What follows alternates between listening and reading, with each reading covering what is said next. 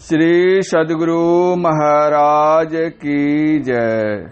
संत मत के वर्तमान आचार्य पूज्यपाद महर्षि हरिनंदन परमहंस जी महाराज की ज्ञानप्रद कहानियां। सब दिन एक तरह की स्थिति नहीं रहती। हमारे गुरु महाराज एक कथा सुनाते थे। मुगलों के अंतिम बादशाह युद्ध में हार गए। युद्ध में पराजय के बाद वे खाली देह भागे, कोई सहायक नहीं भागते तो पकड़े जाते और मार दिए जाते।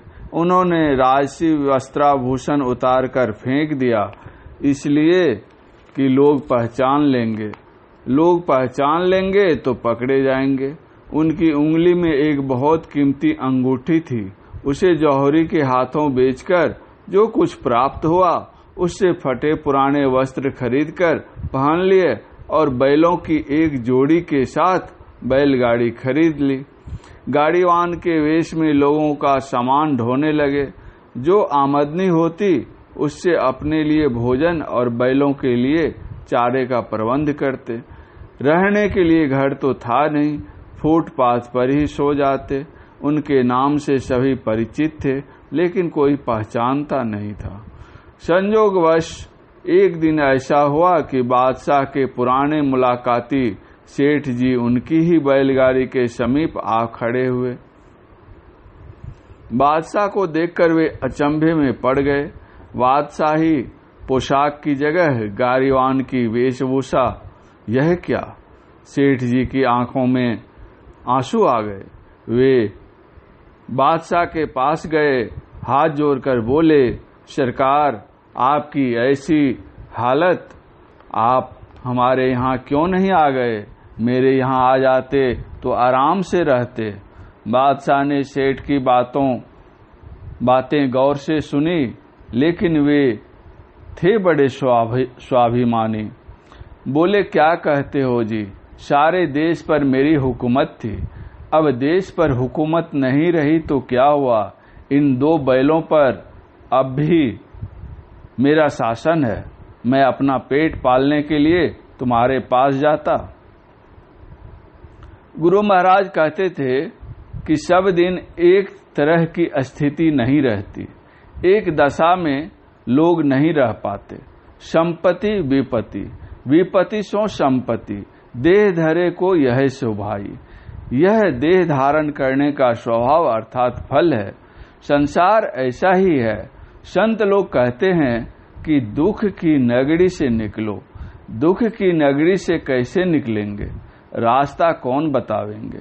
गुरु महाराज की वाणी में है, बिन दया संतन की में ही जानना इस राह को, हुआ नहीं होता नहीं, वो होनहारा है नहीं। संत सद्गुरु की कृपा के बिना इस संसार रूपी कैद खाने से, शरीर रूपी कैद खाने से नहीं निकल सकते, और जब तक इसमें रहेंगे यह शोक हर्ष का खेल चलता रहेगा। सहजोबाई कहती हैं, जैसे सरसी लोह की, छिन पानी छिन आग, ऐसे सुख दुख जगत के, सहजो तू तज भाग। अर्थात संसार के इस सुख दुख को त्याग कर भागो। लेकिन संसार से कैसे भाग सकेंगे? आप जंगल, पहाड़, तीर्थ धाम, देश विदेश कहीं भी चले जाएंगे, रहेंगे तो संसार में ही। इस संसार से निकलने का रास्ता कहीं बाहर में नहीं है। यह रास्ता अपने अंदर में है। अपने अंदर यह रास्ता कहाँ है? कहते हैं, जहाँ तुम हो रास्ता भी वही है। लेकिन इस रास्ते की जानकारी गुरु की कृपा के बिना नहीं हो सकता। सहजोबाई की वाणी में है, सहजो कारज जगत के, गुरु बिन पूरे नाही, हरि तो गुरु बिन क्यों मिले, समझ देख मन माही। संसार का काम भी गुरु के मार्गदर्शन के बिना लोग ठीक नहीं कर पाते।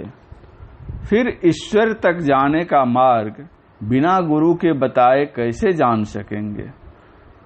संत सद्गुरु की शरण में गए बिना यह कदापि संभव नहीं। लेकिन संत सदगुरु की पहचान बहुत मुश्किल है। संत तुलसी साहब की वाणी में है, जो कोई कहे साध को चिन्हा, तुलसी हाथ कान पर दिन्हा।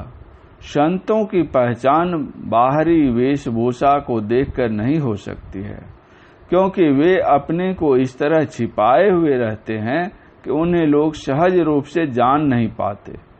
हमारे गुरु महाराज ऐसे ही थे। अनपढ़ और निपट देहाती सत्संगी से भी हिल मिलकर बातें करते थे। लोग नहीं जान पाते कि सचमुच वे क्या हैं, उनकी गति पहुंच कहाँ तक है। ऐसे बहुत कम अवसर आए जब हमें आभास हो सका कि गुरु महाराज सर्वज्ञ हैं, देश काल की सीमा से बाहर भी उनकी गति है। श्री सद्गुरु महाराज की जय।